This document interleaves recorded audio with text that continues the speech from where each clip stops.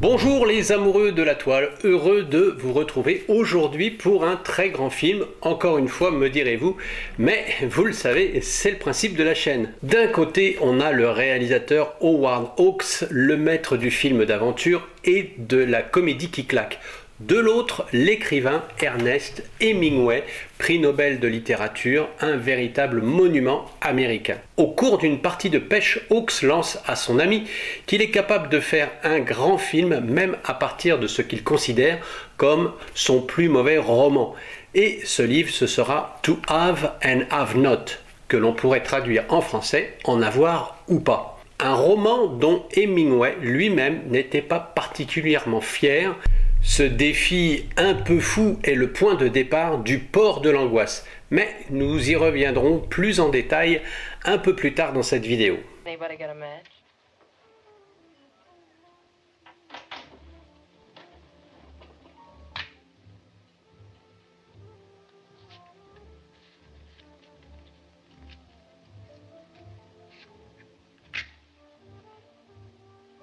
Et puis on va voir comment ce pari a non seulement donné vie à un classique du cinéma, mais aussi allumé l'étincelle de l'un des couples les plus iconiques de tous les temps, Humphrey Bogart et Lauren Bacall, car Le Port de l'Angoisse, ce n'est pas juste un film classique, c'est le point de collision entre un réalisateur au sommet de son art et la naissance d'une étoile. Commençons d'abord, si vous le voulez bien, par le commencement, c'est-à-dire l'histoire de ce film. On est à la Martinique pendant la Seconde Guerre mondiale. Harry Morgan, interprété par Bogart au sommet de son art, est un Américain un peu paumé qui loue son bateau à qui le veut. Il essaie de rester neutre, mais bon, la neutralité, ça tient à pas grand-chose, et surtout, quand on croise la résistance française, les espions de Vichy et une mystérieuse chanteuse au regard qui tue, tout cela peut vaciller très rapidement. Pour bien comprendre Le Port de l'Angoisse, il faut remonter jusqu'en 1944. Le monde est en pleine guerre, l'Amérique est engagée à fond dans le conflit et Hollywood tourne à plein régime pour soutenir l'effort de guerre à travers des films de propagande. Le public a besoin de héros, d'espoir et surtout de voir les Alliés triompher. C'est dans ce climat que la Warner Bros veut surfer sur le succès monumental de Casablanca que je vous invite à découvrir sur cette chaîne dans la rétrospective dédiée au film.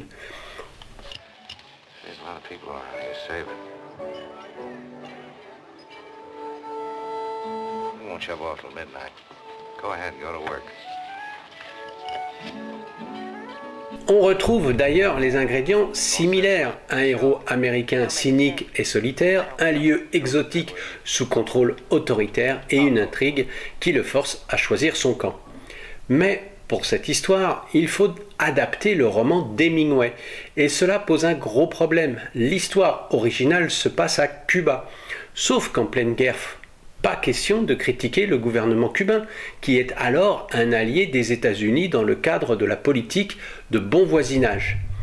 La solution est trouvée par les scénaristes, et pas n'importe lesquels, Jules Fortman et William Faulkner, qui recevra le prix Nobel de littérature quelques années plus tard. Ils déplacent tout simplement l'intrigue en Martinique, qui est à l'époque sous le contrôle du régime de Vichy. Il est quand même important de parler des scénaristes de temps en temps, ou en tout cas des auteurs qui ont travaillé sur des films. Faulkner a travaillé sur pas moins d'une demi-douzaine de films avec Howard Hawks, et quelques anecdotes bien sûr en sont ressorties. Par exemple celle sur le film Après nous le déluge de 1933. Trois interprètes principaux étaient sélectionnés. Gary Cooper, bien sûr, Bob Young et Frank Houghton.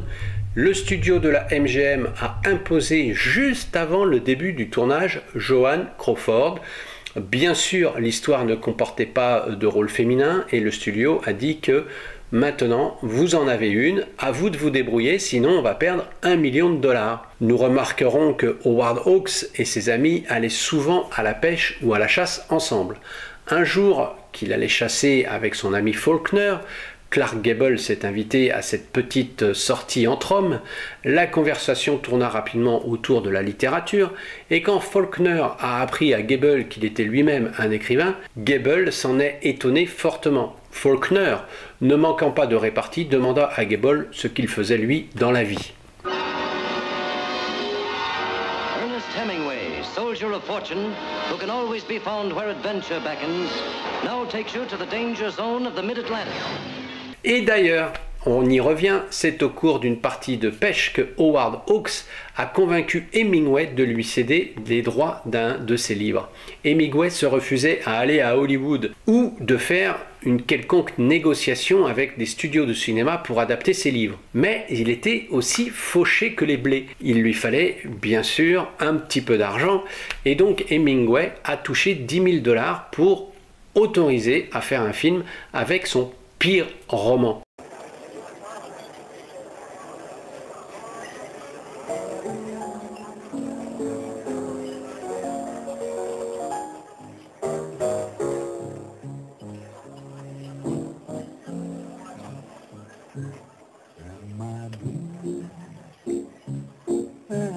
Si on y regarde bien, le film et le livre n'ont rien à voir du tout. Hawks a gardé un semblant d'intrigue et s'est surtout concentré sur le couple qu'il y avait dans le livre. Le fait de déplacer l'action en Martinique est un changement tout sauf anodin. Il transforme complètement le message du film, puisque Harry Morgan, dans le livre, est un contrebandier pur et dur, qui devient à l'écran un homme qui, malgré son refus de s'impliquer, finit par aider la résistance gaulliste. Le film, sans jamais être un tract politique lourd, devient une œuvre de propagande subtile et diablement efficace, qui célèbre l'engagement pour la liberté. Go on, pull your guns. Go ahead, get him out. Don't been pushing me around long enough.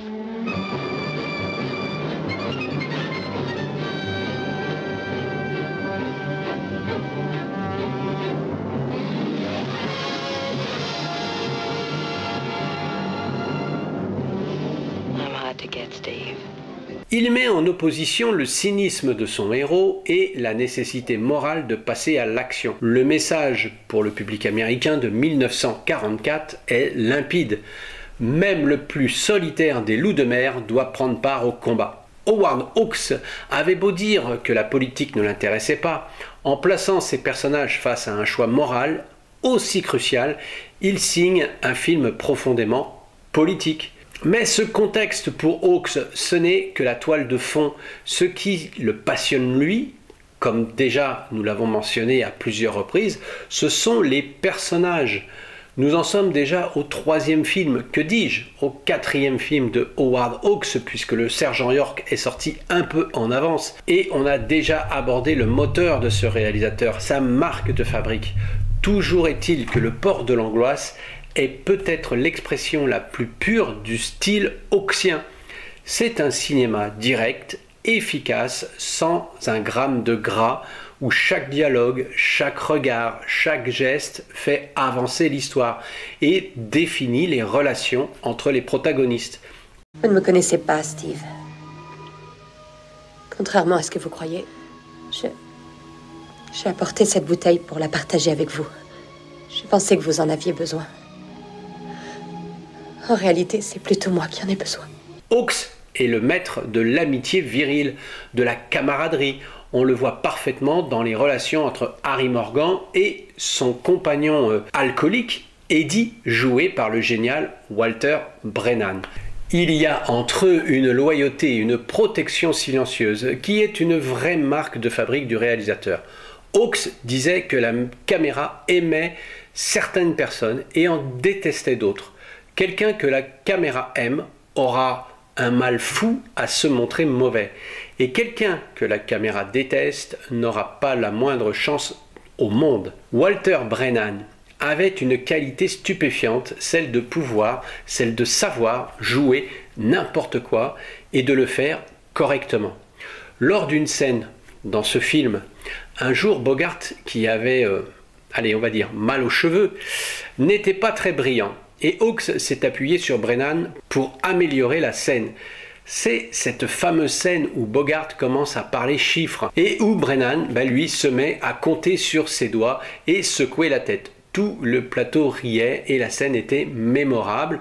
Et oui, Hawks lui avait demandé de sauver cette scène et il l'a fait. Mais comme vous le savez, nous avons déjà parlé de la plus grande signature de Hawks qui explose littéralement dans ses films, c'est la femme hawksienne. La femme selon Hawks est indépendante, intelligente, pleine d'esprit et souvent plus courageuse que les hommes qui l'entourent. Elle ne subit pas, elle agit, elle n'attend pas, elle provoque. Pour incarner cette femme, Hawks a déjà sa star masculine, c'est Bogart. Il lui faut quelqu'un pour lui tenir la dragée haute pendant tout le film. Bien sûr, Bogart est l'archétype du héros fatigué, désabusé, mais au grand cœur.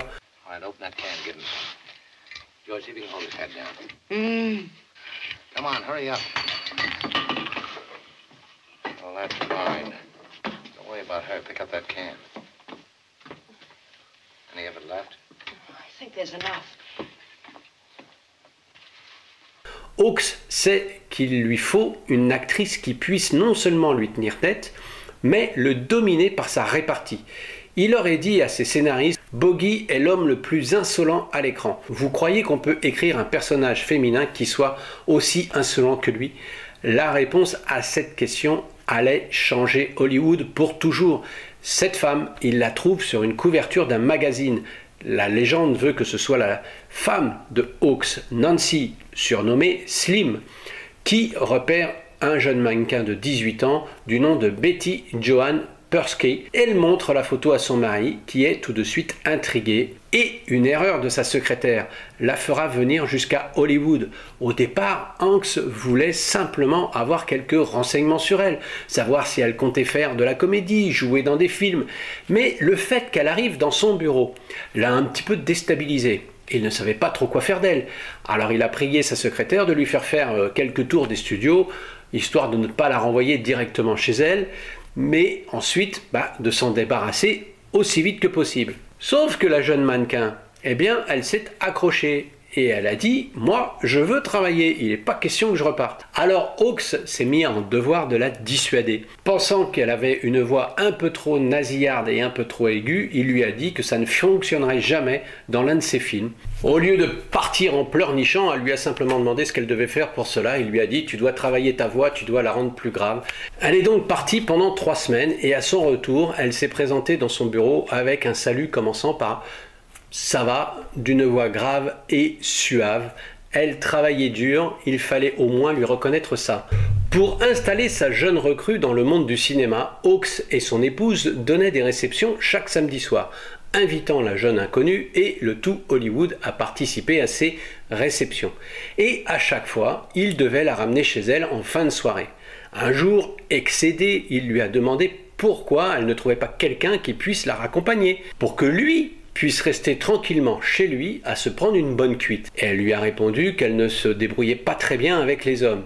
Et il lui a demandé comment elle s'y prenait. « Est-ce que tu es gentille avec eux ?» Et elle lui a dit « Je suis aussi gentille que possible. » Eh bien, c'est là ton erreur. Tu ne dois pas être gentille, tu dois être plutôt les pousser dans leur retranchement, leur faire des affronts. Donc, le samedi suivant, elle alla le trouver en lui disant qu'elle avait enfin trouvé quelqu'un pour la raccompagner. Et elle lui expliqua qu'elle avait fait un affront à ce monsieur, lui critiquant ouvertement sa cravate et en lui disant que jamais elle n'engagerait quelqu'un à aller dans cette boutique pour acheter une cravate. Vous êtes en train de me dire, mais pourquoi il nous raconte tout ça? Eh bien parce que ce fameux monsieur n'était autre que Clark Gable. C'est pas rien quand même. Maybe it happens this way.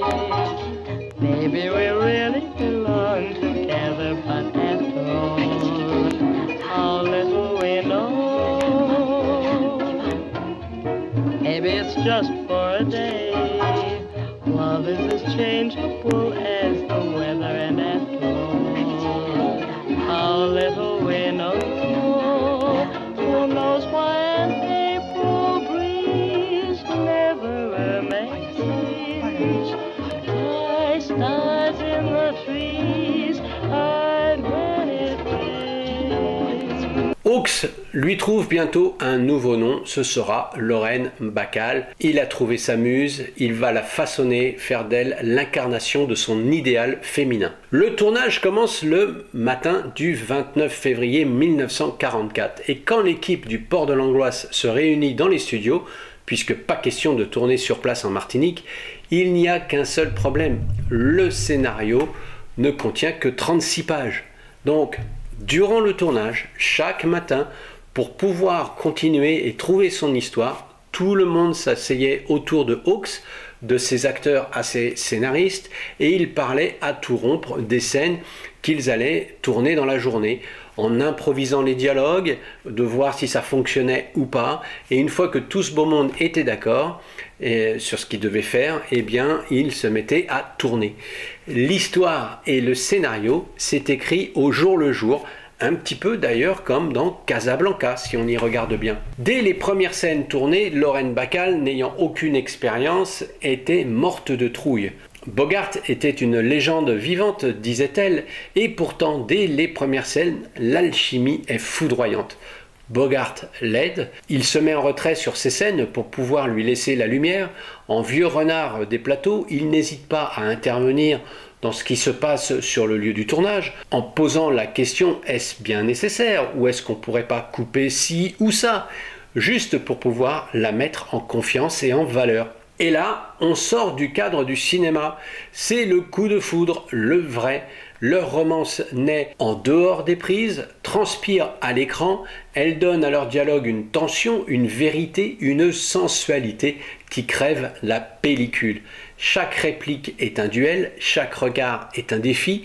En réalisateur de génie, Hawks voit ce qui se passe et il l'encourage en réécrivant des scènes pour nourrir cette connexion explosive. Which is it? You know, Steve, I wouldn't put it past you. I didn't know you were a hotel detective.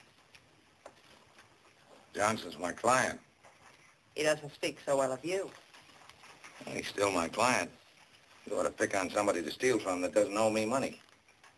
He dropped it, and I picked it up. Well, you were going to give it back to him, of course. No, I wasn't. I don't like him. That's a pretty good reason. Juste pour vous rappeler que Hawks était puissant dans l'industrie du cinéma, tous ces plateaux étaient fermés. On ne pouvait y accéder que sur autorisation. Même Jack Warner, le patron du studio, ne pouvait pas y accéder sans autorisation. Un jour, celui-ci a décidé de venir à l'improviste avec la reine des ragots, Louella Parsons. Mais Hawks a été prévenu et donc il a quitté le plateau rapidement avec tous ses techniciens et lorsque Warner est arrivé, il n'y avait plus personne de présent pour travailler.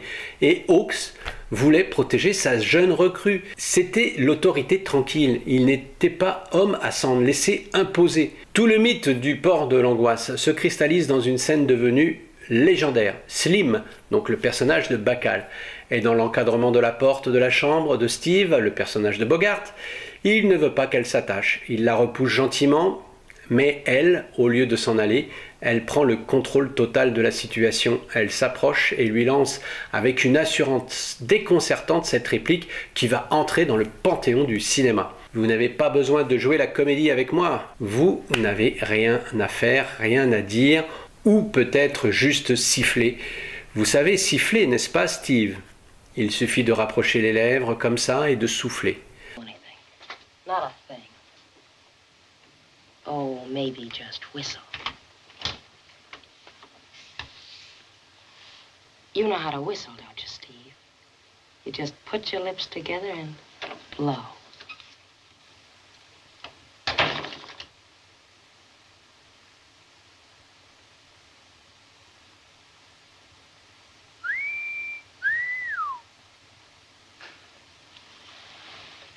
Arrêtons-nous une seconde sur ce moment.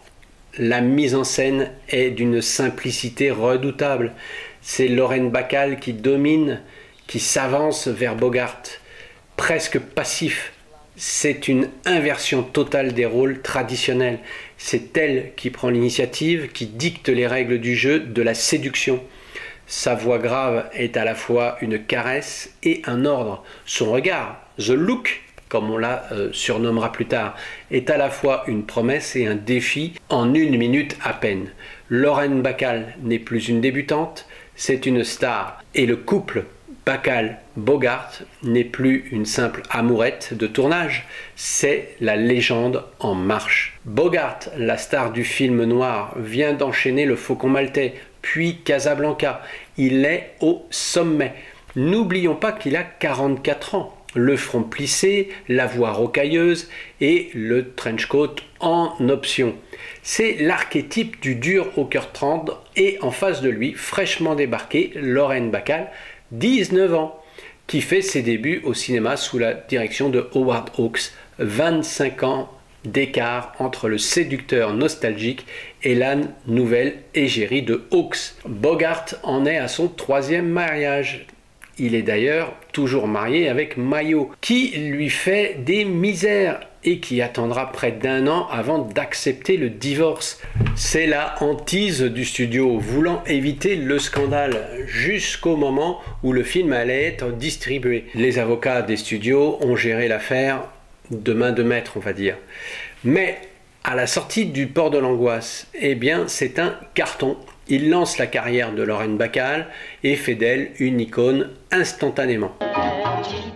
Maybe I'm only supposed to stay in your arms a while, as others have done. Is this what I've waited for? Am I the one?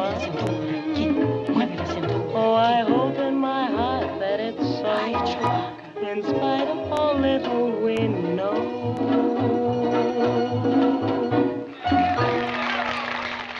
Il confirme le statut de Bogart, qui n'est pas seulement un dur à cuire, mais un héros romantique, capable de montrer ses failles, et surtout, il scelle leur image de couple mythique. Le public est fasciné par cette romance qui dépasse la fiction.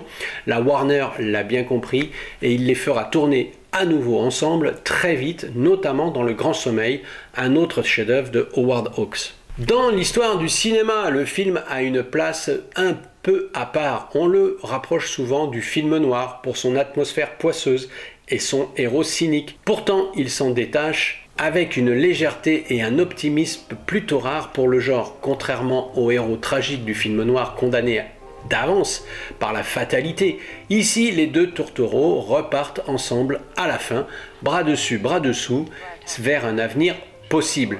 C'est la touche hawksienne par excellence, même dans le monde le plus sombre, l'amour, l'amitié et la dignité peuvent l'emporter. C'est moins un film noir qu'un film d'aventure romantique, qui en utilise les codes. Son influence est immense. Le film a prouvé qu'on pouvait faire à la fois un divertissement populaire, une romance captivante et un documentaire subtil sur son époque. Il a défini un nouveau type d'héroïne qui inspirera des générations d'actrices et il a montré que parfois la magie du cinéma, c'est simplement quand la vie elle-même s'invite sur le plateau. D'autres points liés à ce film pour alimenter le petit quiz de fin. Il y avait une autre actrice, une des grandes stars de la Warner, qui avait été envisagée pour tourner à la place de Lauren Bacall. Je ne vous dis pas son nom, puisque ce sera la question du quiz. Ensuite, Howard Hawks, en bon prince, a offert à John Huston le climax, une fusillade sur un bateau, scène qu'il n'a pas réussi à intégrer à la fin de son film, et donc c'est Huston qui l'a utilisé dans Quel Argo en 1948, car il avait du mal à trouver, de son côté, une fin satisfaisante.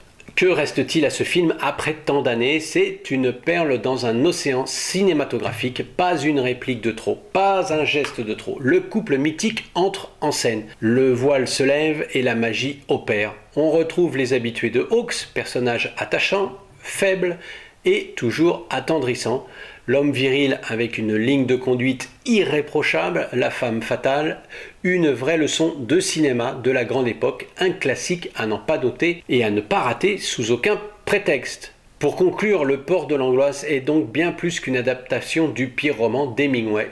C'est un alignement parfait des étoiles, un pari audacieux, un contexte historique fort avec un réalisateur visionnaire qui façonne une actrice à son image et une histoire d'amour si puissante qu'elle a redéfini le mot alchimie à l'écran. C'est la preuve qu'un film devient un mythe, non pas pour ce qu'il raconte, mais pour l'histoire qu'il a lui-même créée. Dites-moi dans vos commentaires quel est le meilleur film pour vous de duo Bogart-Bacall. Votre avis est précieux, vous le savez, je lis tous les commentaires et j'aime y répondre du mieux possible.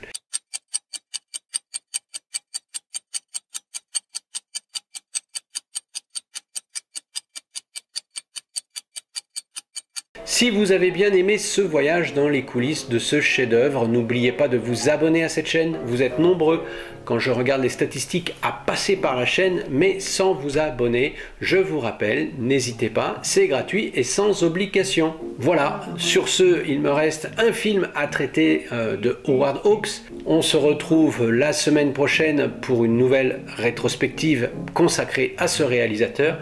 J'espère que je vous donne envie de redécouvrir sa filmographie à travers ces quelques rétrospectives. En attendant, je vous dis à très bientôt. Surtout, portez-vous bien. Bonne toile. Ciao, ciao!